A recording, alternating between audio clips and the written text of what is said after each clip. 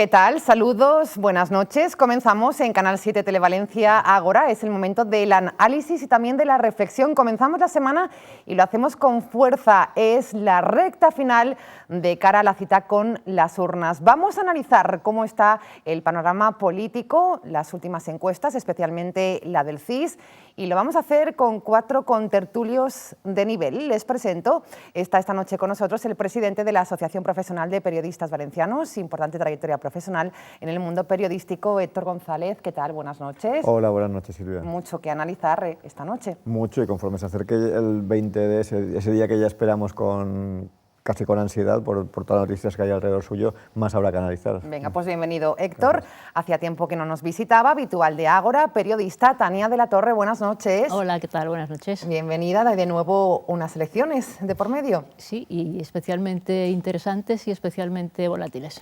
Nos jugamos mucho, sobre todo, importante. Gracias, Tania, también por su presencia. Es director del Departamento de Comunicación e Información Periodística del CEU, profesor Jordi Pérez. ¿Qué tal? Buenas noches. Hola, buenas noches. De nuevo esa cita con las urnas, importante especialmente para la Comunidad Valenciana. Tenemos ganas, yo creo. Tenemos ganas incluso de que pase ya, porque vamos, de lo que va a haber de aquí al 20 de diciembre va a Queda ser. todavía mucho. Y para la Comunidad Valenciana también, por supuesto. Venga, pues bienvenido también Jordi, Gracias. nuestro cuarto contertulio, sociólogo. Nos gusta contar con sus reflexiones. Joan González, buenas noches. Hola, buenas noches, Silvia. Bienvenido, está todo muy en el aire todavía. Es el año más electoral desde la transición y además pues el más apasionante, el más volátil, como ha dicho también Tania, y en verdad el que más cambios, en el que más cambios se producen de un programa a otro, y hay tanto para hablar que está muy Bueno, animado. pues lo veremos, pero permítanme que comience hoy nuestra tertulia condenando lo ocurrido en las últimas horas en Llíria, último caso de violencia de género, 2 mujeres asesinadas. Hoy se han sucedido los saltos de repulsa, por lo que ya se ha convertido en una lacra social. Dicho esto, arrancamos Ágora y lo hacemos con una radiografía importante. Son los datos que conocíamos la semana pasada del CIS. A falta de mes y medio para las elecciones generales del 20 de diciembre, el PP se sitúa como primera fuerza política con un 29,1% según la última encuesta del CIS. Los populares aumentan su ventaja con el PSOE 3,8 puntos, que también mejoran su estimación de voto por delante de Ciudadanos. La formación de Albert Rivera se consolida y ya es tercer partido superando a Podemos, que acelera su caída del 15,7% de julio al 10,8% de octubre. Con estos datos, los 2 grandes partidos mantienen un claro liderazgo sobre las fuerzas emergentes. El PP subiría 9 décimas con respecto al barómetro del verano y el PSOE 4, aumentando su estimación de voto hasta el 25,3%. Sin embargo, en apoyo directo, los socialistas superan en más de un punto al PP. Ambos mejoran los resultados en estimación de voto, aunque no sus líderes, que siguen suspendiendo. Ellos valoran positivamente los datos de la encuesta. Esta encuesta a nosotros fundamentalmente nos anima a seguir trabajando. Si refleja algo es que hay una oportunidad de cambio y que el cambio es posible y que el cambio puede venir de la mano del Partido Socialista Obrero Español. El sondeo se realizó pocos días después de las elecciones catalanas, en las que Ciudadanos se convirtió en la segunda fuerza más votada, superando a PP, PSOE y Podemos. Los resultados del barómetro mejoran su posición y sube 3,6 puntos en 3 meses. En cuanto al resto de fuerzas, Izquierda Unida continúa la senda ascendente y sube 1 punto, y UPyD perdería algo más de apoyo y se quedaría en el 1,2%. El paro sigue siendo la mayor preocupación, seguida de la corrupción y la situación económica. Pero la inquietud por los nacionalismos se ha duplicado en un mes y se sitúa en los 10 primeros puestos de la lista, algo que no ocurría desde 2006 en pleno debate del Estatut de Cataluña. Dato significativo, preocupación por el nacionalismo en un día también clave hoy en Cataluña. Héctor González, ¿cómo se analizan todos estos datos? Pues son datos muy útiles y que además demuestran que las tendencias que veníamos viendo en los últimos meses se están consolidando. Se está asentando esa primera posición del PP, esa remontada que ni mucho menos le llevará a los parámetros de hace 4 años, pero que sí que le permitirá ganar, si sigue esta evolución, las elecciones con cierto margen de diferencia sobre el segundo partido. También esa cuarta parte de Podemos, también, esa cuarta posición parece asentarse, y esa caída, hemos escuchado la pérdida de 5 puntos en tan solo 4 meses. Es muchísimo para Podemos. Es muchísimo, sobre todo cuando hay tanta igualdad entre los 4 primeros partidos. Y recordemos que Podemos hace prácticamente un año está en estimación de voto, llegó a codearse con Partido Popular y Partido Socialista en cuanto a posibilidades de ganar las elecciones, ciertamente. Por tanto, vemos la primera y la cuarta posición como están asentadas, y la segunda y la tercera prácticamente, pese a las encuestas que hubo previas al CIS que daban a Ciudadanos incluso la posibilidad de acercarse y de anticiparse al Partido Socialista, vemos que el CIS vuelve a situarles en una tercera posición, que ya es todo un logro para ellos. Tania, una radiografía, pero hay también un tanto importante de voto, de tanto por ciento de voto, que todavía no sabe qué va a hacer el próximo 20 de diciembre. Aquí va a estar la clave, yo creo. Esa es la clave, yo creo, de estas elecciones y sobre todo yo creo que en estos últimos meses, donde ya ha habido constancia de qué ha pasado con ciudades como Madrid y Barcelona, esa caída que ha tenido Podemos, yo creo que puede venir de ahí. No ha ocurrido lo mismo en el PP, no ha ocurrido lo mismo en otros, que más o menos el PSOE se mantiene con una cierta estabilidad como dos partidos muy fuertes, pero yo creo que seguramente para mí lo más noticioso perdón, es la caída de Podemos, con los ejemplos de Madrid y Barcelona, que yo creo que ha sido lo que ha tirado del carro hacia abajo. Por la forma de gobernar de esto. Sí, efectivamente. Jordi, ¿se ve también así desde ese punto de vista? Porque esta quizá caída... desde aquí se vea de manera diferente, ¿Sí? no lo sé. No, porque estaba acordándome que una de las figuras más valoradas son las dos alcaldesas, tanto de Madrid como de Barcelona. Es decir, las figuras efectivamente de los partidos. El partido es una cuestión más compleja y sí, vamos, que está a la baja, No sé si tanto por la manera de gobernar o por otros factores o por una multitud de factores, ¿no? Pero creo que efectivamente, como decía Tania antes, hay una volatilidad enorme. Se están asentando los puestos, bueno, cuatro puntos tras cocina, no sé si mucho hidrógeno para poder solidificar las cosas en la cocina, porque intención de voto más simpatía directo también el PSOE está por encima, no lo sé, 20 y pico % de indecisos, como comentabais. Yo creo que en estos momentos se puede afirmar poco, se puede afirmar bastante poco, y supongo que también habrá muchos deseos por parte de los partidos políticos, algunos, por ejemplo, por el Partido Popular, que no pase nada de aquí a elecciones, de que no haya ninguna noticia, porque si no todo eso puede dar la vuelta, ¿no? El Partido Popular, que intenta conseguir ese 30% en estos momentos complicado de voto. Joan, todo por decidir, y lo que está claro es que parece que es una carrera a 4. Sí, bueno, las palabras se están diciendo entre todos: tendencia, volatilidad, cocina. La verdad es que estamos en una etapa apasionante. La parte más positiva es la participación, o sea que en este nuevo tiempo político la participación está creciendo, y eso es magnífico. Pero bien es cierto que ya no una volatilidad clásica también entre partidos del mismo bloque ideológico, sino entre bloques ideológicos. Aquí la gente pues pasa de votar al Partido Popular a Podemos y de Podemos a Ciudadanos. Esto no pasaba. Eso no pasaba, o sea, lo que también nos indica en esta nueva era, en este nuevo tiempo político, las características del electorado, sus valores y en qué se posicionan para emitir su voto. Y está todo en el aire directamente, y las encuestas, pues yo me quedo más con que nos marquen las tendencias, más que con que nos digan realmente la situación real de voto, porque...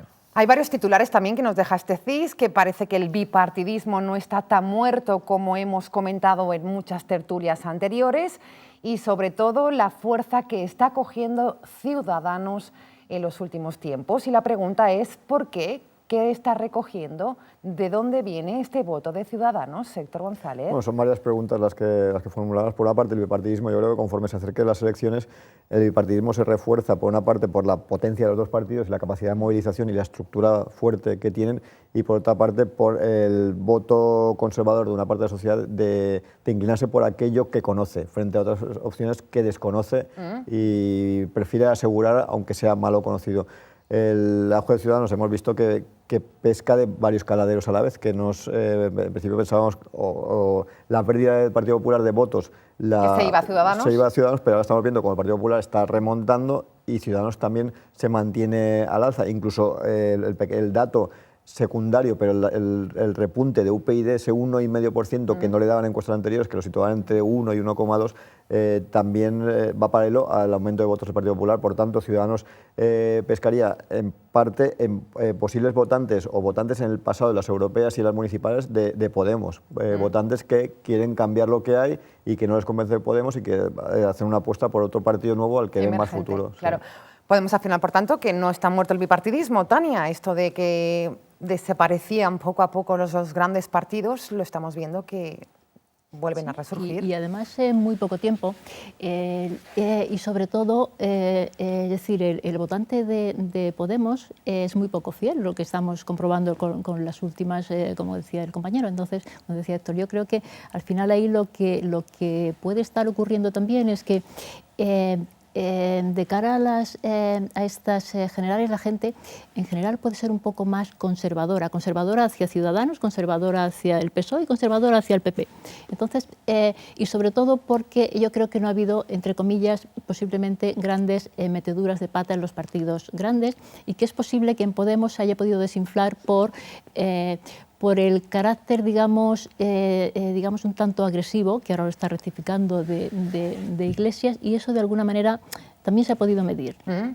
Pueden intervenir ustedes cuando consideren, no hace falta que les vaya yo dando paso, no sé si Jordi o Joan, y esto que no salte nada, como apuntaba ya Jordi, es decir, que no haya nuevo escándalo que No, claro.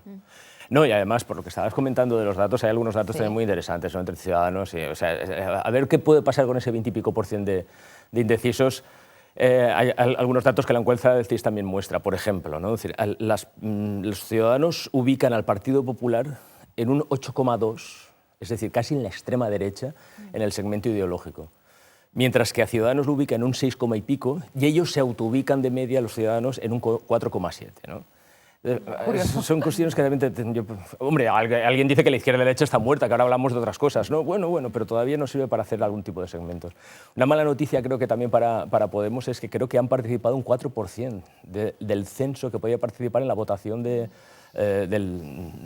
programa político, un 4%. O sea, es una cifra ínfima, ¿no? Mientras no haya esa participación de base, porque formaba parte del ADN de la propia organización, ¿no? Entonces, ahí es una noticia que también tenemos que verla, ¿no? Que tener en cuenta, ¿no?, para lo que pueda ocurrir. Yo creo que Rosa Díez dijo por ahí, luego Pablo Iglesias abrió el camino, y creo que Ciudadanos luego se paseó. Y lo que sí que encuentro yo del auge de Ciudadanos es porque Podemos sí que era derribo, sí que era... no vamos a llamarlo ruptura, pero era mucho más agresivo el lenguaje, el carácter, y al final yo creo que puede ser una campaña negativa o puede ser una cosa con ese carácter a unos meses vista, pero hasta las generales es mucho espacio de tiempo como para que la gente no se canse o la gente no desespere de acompañarte de una forma tan agresiva. Y creo que el carácter que antes lo estábamos hablando, ese carácter que trajo de relato fresco, joven Ciudadanos, con Albert Rivera, que es más, es que Podemos cambió su estrategia y lo hizo público, y en el periódico El Mundo salió, de que habían cambiado la cara de Pablo Iglesias, habían puesto una sonrisa, el ceño fruncido lo habían cambiado, y porque en realidad es que era un partido que se estaba repitiendo el error de UPyD y con Rosa Díez de ceño fruncido y de un partido de denuncia y de cuando la gente necesita más positivismo, ¿no?, positividad, efectivamente, para un trayecto. Si estamos yendo en un viaje hacia Ítaca, si es un viaje para cambiar las cosas, es un viaje contento, para disfrutar del camino. Y de ahí esta sonrisa continua de Albert Rivera que yo decía, Joan. Sí, yo creo que sí, yo creo que Ciudadanos, igual que Compromís, que su eslogan fue torna a sonriure, y yo creo que también Ciudadanos ha sido esencial en su campaña y en su relato, ya del cambio sensato, sino también de positividad y de sonrisa y de, evidentemente, pues mucho más sensato que... Qué curioso estas cosas de los candidatos, ¿no?, de cómo puede llegar a influir en el ciudadano, ¿no? Sí, además, hasta qué punto es fundamental la imagen de Albert Rivera en el apogeo de Ciudadanos, porque aparte de Carolina Punset y en cierta parte del electorado, la mayor parte del votante valenciano dudo que pueda decir 2 o 3 nombres de líderes de la lista de los ni candidatos. Locales ni de los diputados autonómicos que tiene Ciudadanos. El Ciudadano conoce a Albert Rivera, que es el líder con mejor puntuación a nivel nacional. Y a Albert Rivera todavía le queda un mes y medio de ardua campaña. Un pequeño fallo de Albert Rivera podría provocar que esas expectativas tan altas de voto y en crecimiento menguaran. Por tanto, toda la estrategia de Ciudadanos depende de esa sonrisa que comentaba de Albert Rivera. de Albert Rivera. Por cierto, decía Héctor que pocos ciudadanos podrían decir los candidatos, pero yo creo que ni del Partido Popular ni del Partido Socialista, Tania. Esto es así de triste, ¿eh? Es así porque al final la gente vota proyectos, vota ideas y tampoco estamos ya en temas de municipales donde uno se fija en el alcalde de su pueblo, los concejales que van, pero es lo que hemos hablado siempre, de listas abiertas, no, etcétera, etcétera. Es decir, no acaba pesando tanto. Los americanos, por ejemplo, ahí pesan mucho más las personas. Aquí no. Aquí no. La marca y el candidato a nivel nacional. Desconocemos que vamos a votar a nuestros políticos que nos van a representar en el Congreso de los Diputados. Si el sistema lo hemos montado de manera casi presidencialista, claro. Es decir, nosotros eso de votar una lista que luego van delegados a Madrid y de entre ellos eligen al presidente del gobierno, se caería todo el marketing y toda la publicidad política. Nosotros, ¿usted a quién ha votado? Yo a Rajoy o a Pedro Sánchez o a Iglesias, pero nada en absoluto. ¿No? El número 1 de la lista de la circunscripción por la provincia igual, pero el número 2 es ya, bueno, eso es de nota. Es el Totón y Canto que va número 4, ¿no? No, número 2, número 2 Ciudadanos. Bueno, sí, pero esto es como tú dices. Sí. Y luego, a ver, pensemos un poco también, el sistema está... ahí no ideado, no, pero la lógica del sistema político que tenemos ahora es tender al oligopolio, es tender a un bipartidismo. Serán unos, serán otros, pero al final nos vamos a encontrar con un bipartidismo. ¿Sí, Joan? ¿Será así? Sí, efectivamente el sistema provoca que la gente al final vea o quiera o desee un reto en una carrera de caballos entre 2 caballos, ¿no? Evidentemente, como en el Mundial que hemos tenido de motos en Cheste, al final es que quede entre 2, ¿no? Porque es o estás con uno o con el otro, ¿no? Y al final que el sistema aboca, aunque es multipartidista, en realidad, que ahora es un bipartidismo imperfecto, pero en realidad la gente al final quiere ver entre 2. Respecto a lo de que se queda con lo superficial, bueno, es que la gente ahora tiene una sobredosis de información. Entonces, una sobredosis, hay más información, que esto es una frase típica, pero hay más información ahora en un periódico como El País en un día que la que tenía un ciudadano del siglo XVII durante toda su vida, ¿no? Entonces, pero al final hay miles de medios, de internet, de smartphones, de tal. Entonces, hay saturación, la gente está saturada y hace una exposición selectiva, se queda con aquello que, por eso también del lenguaje emocional, de los partidos, de la sonrisa, porque al final es el gesto, esa parte sensible la que puede ser que el elector te diferencie de coja una papeleta u otra, toda esa marabunta de datos que hay y que aturden. Y yo les pregunto a nuestros analistas esta noche, ¿cómo va a afectar el resultado de las elecciones generales en la Comunitat Valenciana? Sobre todo ese pacto del Botànic que tenemos entre PSOE, Compromís y Podemos. Héctor González, ¿puede reforzar más a un partido que otro, lógicamente? Se pueden hacer varias lecturas por lo que comenta sobre el pacto. Por una parte, si a nivel nacional ganara el Partido Socialista, el discurso de Ximo Puig y de Mónica Oltra, de Compromís y Partido Socialista, de reivindicación, de infrafinanciación, tendría un contrincante, sobre todo en el caso de Ximo Puig, si gobernaba Pedro Sánchez, de su propio partido. Tendría que ver cómo gestionan eso y cómo Compromís lo enfoca para reivindicar a un socio o al mismo partido de su socio. Por tanto, podría quedar debilitado Ximo Puig si no consigue que el PSOE resolviera rápidamente su problema. Si gobierna el PP, les unirá a ambos, a Compromís y al Partido Socialista, incluso a Podemos, el seguir teniendo un enemigo común que puede consolidar ese liderazgo, salvo que Compromís con Podemos superaran en votos al Partido Socialista en las o en una, por lo menos, de las 3 circunscripciones autonómicas. Sería una muestra de fuerza y una forma de decirle al Partido Socialista que su tiempo está empezando a pasar. Por tanto, puede pasar de todo. Influirá mucho. Influirá mucho, según el resultado, el PUZ de aquí puede descomponerse.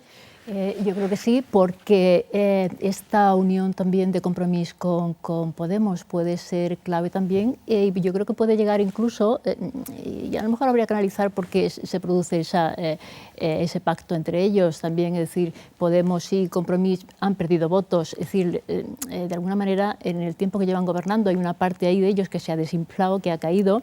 Esto habría que recuperarlo. Una forma de hacerlo es también pactando entre ellos, recuperar esa fuerza de cara a la Generalitat y, por otro lado, si realmente el PSOE no tiene la fuerza suficiente después de estas elecciones, también podría Ximo Puig, y gana muchísimo Mónica Oltra con Podemos. Ahí lo que podría ocurrir sería pues una crisis dentro del Consejo, lógicamente, sí, para que alguna consellería o algún refuerzo más, Podemos y Compromís, tuviesen más fuerza ahí. Hay quien dice también que este pacto entre ellos, y esta seguramente puede ser una maldad o no, pero se puede decir que Mónica Oltra, de alguna manera, su pacto con Podemos le lleva mucho más allá de la Generalitat y de querer tener un grupo propio, y es que le podría llevar a la política nacional con un Iglesias. Quiero decir que ella se estaría posicionando ya, estaría dando los primeros pasos, el primer envío para llegar a la política nacional y tener una posición fuerte en Podemos. Insisto, puede ser una maldad, pero se ha dicho ya.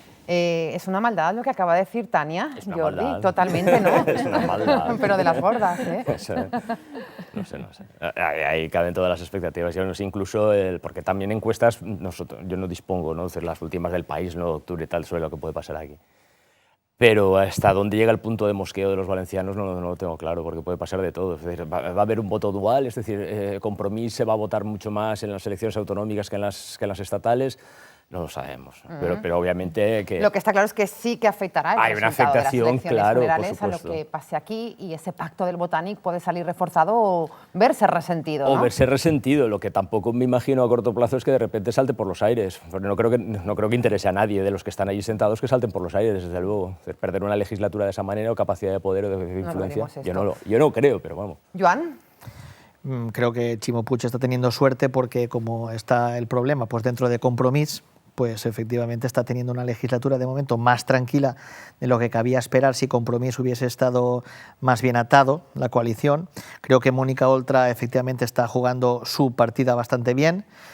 Aquí auguramos en un programa, no me acuerdo si hace 2 o 3, que igual daba que el Bloc votara que sí o que no, porque iba a hacerse lo que quisiera Mónica Oltra. ¿Así ha sido? Así ha sido, lo auguramos hace un mes, cuando se votó. Hay alguna dimisión. En realidad es que son electorados muy diferentes. El electorado del Bloc es metafóricamente la mare de la bota del vi, que yo creo que es muy parecido al de Esquerra Unida. Por eso necesitaba, para legitimarse el pacto con Podemos, hubiera preferido la gente del Bloc que Izquierda Unida se hubiese sumado, que Esquerra Unida se hubiera sumado. No se ha sumado finalmente porque Esquerra Unida pues tiene otras consideraciones más estructurales que no es el voto. Es que el voto de Mónica Oltra, básicamente, también como se intuye en unas y otras declaraciones, es un voto muy pro Podemos, es un voto volátil, es un voto más frágil, es un voto inteligente por su parte, y ha sabido ganarlo y adherirlo a Compromís, y tiene un mérito espectacular. Siempre he dicho que es la primera política de España que vio la importancia del 15M antes que por supuesto, que Pablo Iglesias, y que Podemos, ella en estas elecciones, no en las pasadas, ya sumó a la causa. A este movimiento, ¿no? Pero ahora mismo, pues efectivamente representa un voto frágil que no es el del Bloc o el de Izquierda Unida, y está trayendo eso al conflicto. Bueno, muchos temas ha sacado ya Joan en esta exposición. Saben que Esquerra Unida finalmente no irá con Podemos y Compromís en las elecciones generales, quería decir. ¿Se equivoca aquí Esquerra Unida? ¿Qué ha pasado, Héctor González? Porque todo hacía pensar que finalmente cogerían las condiciones duras que les daban, por cierto. Todo hacía pensar...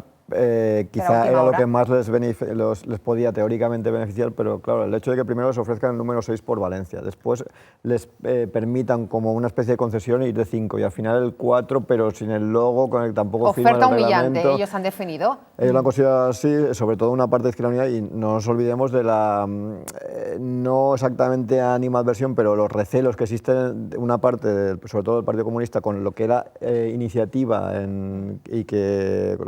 que antes era Esquerra y País, cuando se compartían Izquierda Unida, o sea, que son viejos compañeros de Izquierda Unida y creo que se conocen bien y que recelan unos de otros, y al final cada uno caminará por separado, lo cual yo creo que perjudica a ambos, quizás más a Esquerra Unida porque se puede quedar fuera. Sí, esta decisión Tania.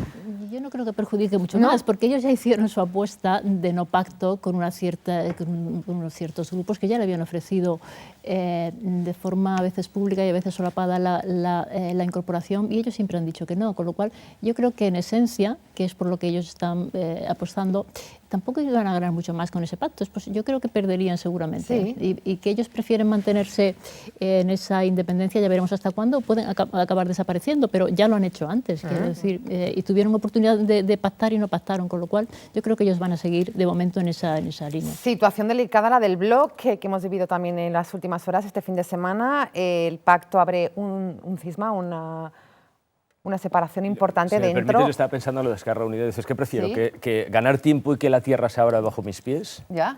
O ser engullido y directamente Totalmente. desaparecer pasado mañana. Yo creo que eso era una solución que no se podía, desde el punto de vista de la organización política, y ya luego cada cual, ¿no? Sí. Pienso igual que los dos también, sí. Yo creo La que oferta era humillante realmente, Joan. Bueno, más que humillante es que, vuelvo a decir, que es que son espacios ideológicos diferentes y estructuralmente, ideológica y estructuralmente es muy diferente. Y el Bloc también.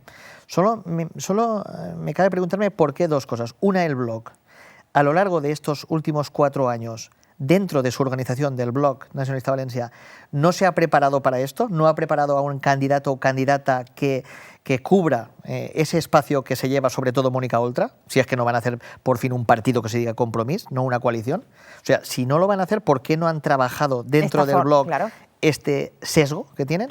Y por otra parte, Izquierda Unida, ¿por qué, aunque dice que no, y todos coincidimos en que ha hecho bien, no trabaja también un espacio que le queda para ella, con un voto, yo diría que es más solvente, no tan volátil, es un voto con más suelo, con un voto que yo diría que es para gente más concienciada, ¿vale? Que lo ha estado siempre y que no se deja llevar tanto por las tendencias, y creo que tiene espacio como para trabajarlo, y que efectivamente en las últimas elecciones son malos resultados, que creo que sacó un 4,2, pero no obstante era un terremoto lo que pasó, y trabajando ese espacio pues creo que tendría oportunidades de consolidarse con un espacio valenciano y de una calidad diferente a la de Compromís o Podemos. Y no olvidemos el daño que le ha hecho colateralmente al Bloc, porque al final ha primado el criterio de Mónica Oltra de ir Podemos y Compromís sin ningún socio más,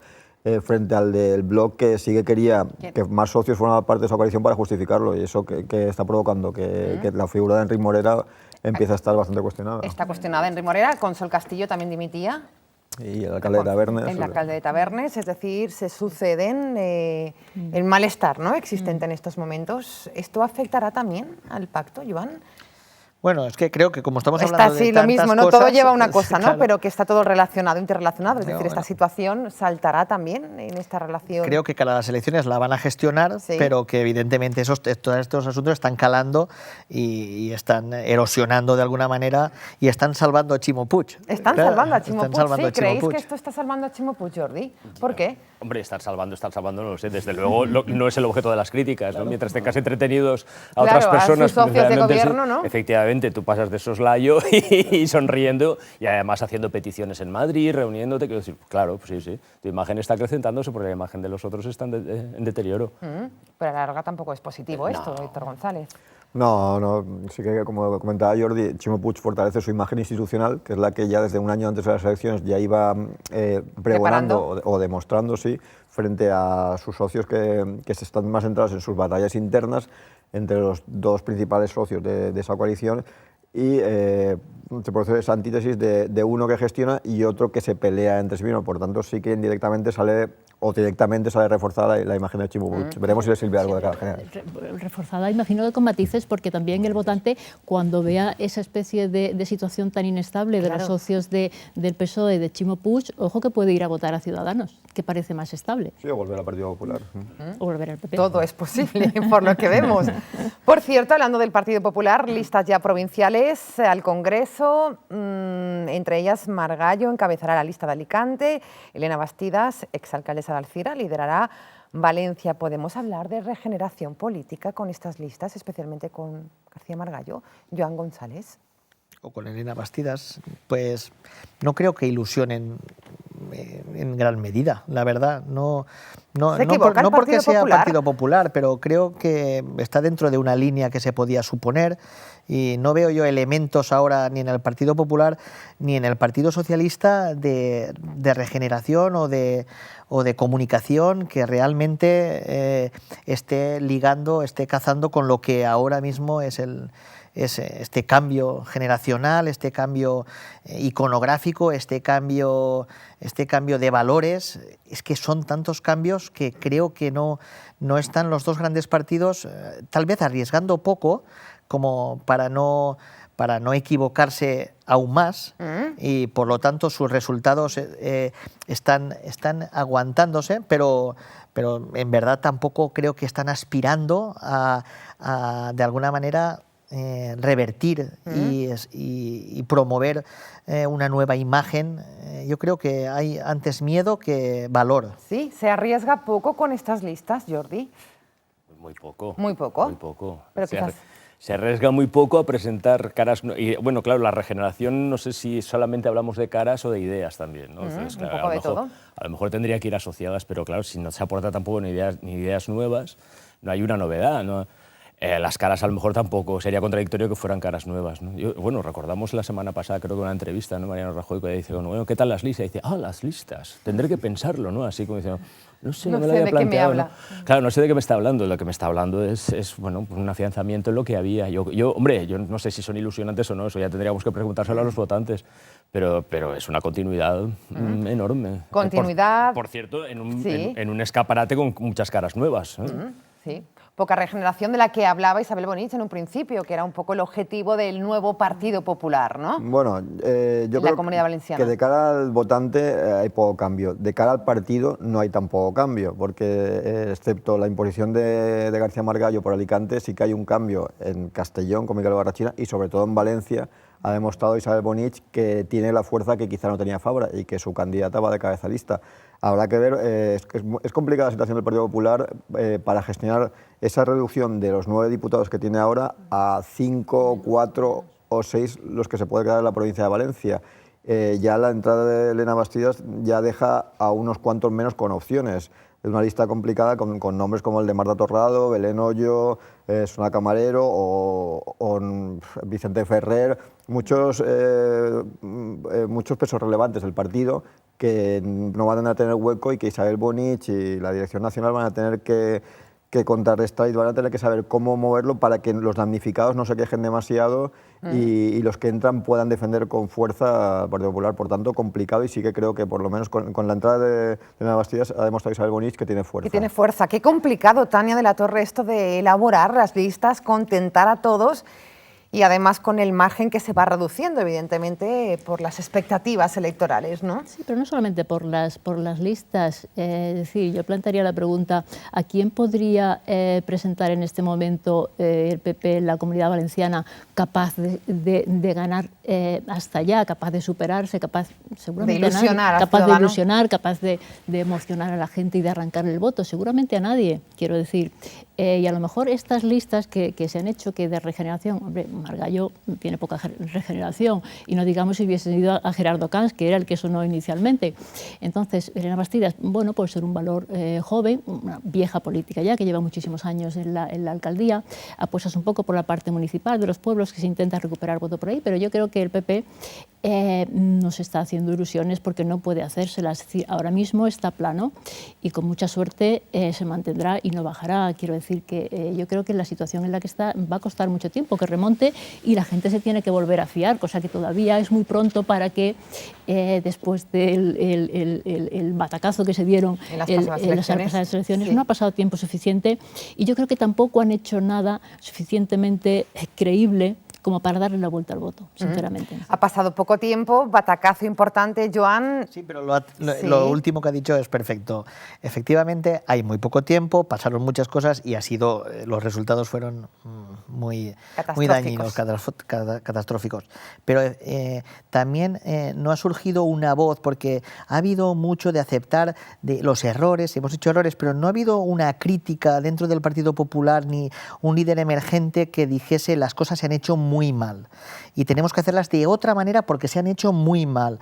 Entonces, si se hubiese visto un mensaje veraz de alguna persona joven que quisiera romper de dentro del partido con lo que había de una manera, eso ahí sí, ruptura, no reforma, ruptura. ¿No lo ha conseguido en este sentido Isabel Bonich? Yo creo que no.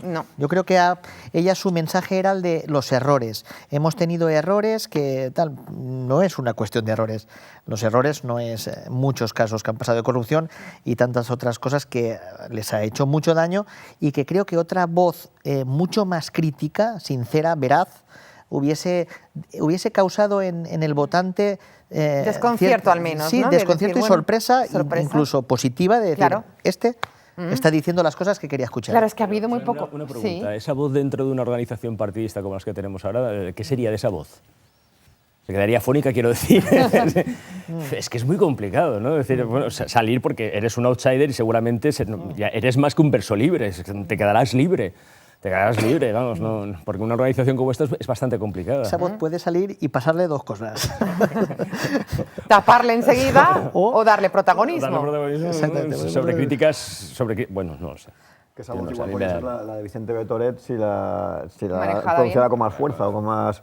Y también me gusta, leía a Tania en una de sus columnas hablar de cómo la insistencia de Isabel Bonich en sus similitudes con la derecha conservadora británica como puede llevarle al Partido Popular a que se aleje todavía más del centro y se dirija a un electorado limitado que ya es fiel suyo y que no hace falta que insista tanto en él y en cambio se aleje del electorado volátil, del que hablamos más, potencial, que es el que permite ganar o perder unas elecciones. Por tanto, la figura de Isabel Bonich tiene sus pros y sus contras. Sí, está siendo demasiado radical en este sentido, Tania, desde su punto de vista, en su discurso. Yo creo que sí, es decir, el PP yo creo que no necesitaba aquí posturas tan tremendamente radicales como las de Bonich, que asustan un poco, dan miedo, y la gente, por tanto, se va a Ciudadanos o se va al PSOE, el votante tradicional del PP. Yo creo que esos mensajes tan radicales, no hay que decir antiguos, pero que en este momento hoy sociológicamente la gente no quiere oír esas cosas. Entonces ha habido demasiado autoritarismo, demasiado... no lo sé, yo creo que el mensaje de Bonich no es bueno para el PP y para su votante. Seguiríamos horas y horas, qué a gusto estamos y qué rápido se nos ha pasado la tertulia de hoy. Así que les voy a pedir una frase, una palabra de todo lo que hemos hablado esta noche, que no ha sido poco, análisis de nivel. Como les decíamos, Jan González, su frase final, ¿cuál sería? Bueno, continuamos con el cambio, con el dinamismo y con grandes noticias de cada vez que nos vemos para tratar, porque es todo muy variable y todo abierto. Gracias, Joan. Buenas noches. Gracias. Profesor Jordi Pérez, su mensaje. No, yo espero que ante el desconcierto gane la democracia y la participación. Gracias, le esperamos pronto. Buenas noches. Gracias. Tania de la Torre. Pues yo creo que sobre todo yo creo que hace falta tranquilizarnos un poco, serenarnos y buscar un poco ese punto también de sensatez, que llevamos unos meses, unos años un poco muy nerviosos todos. Demasiado deprisa, calma. Gracias, Tania. Héctor González. Creo que necesitamos que lleguen ya esas elecciones del 20 de diciembre para que los partidos empiecen a mirar ya con perspectiva y no centrarse en la siguiente cita electoral, sino en gestionar y en ver el horizonte con más margen. Venga, pues buen mensaje también. Gracias, Héctor. Buenas noches a los cuatro. Nos vemos pronto, así terminamos mañana. Les esperamos con alcaldes de todos los partidos políticos. Estarán representándonos aquí, estarán representando a sus municipios en Ágora. Será mañana. Buenas noches.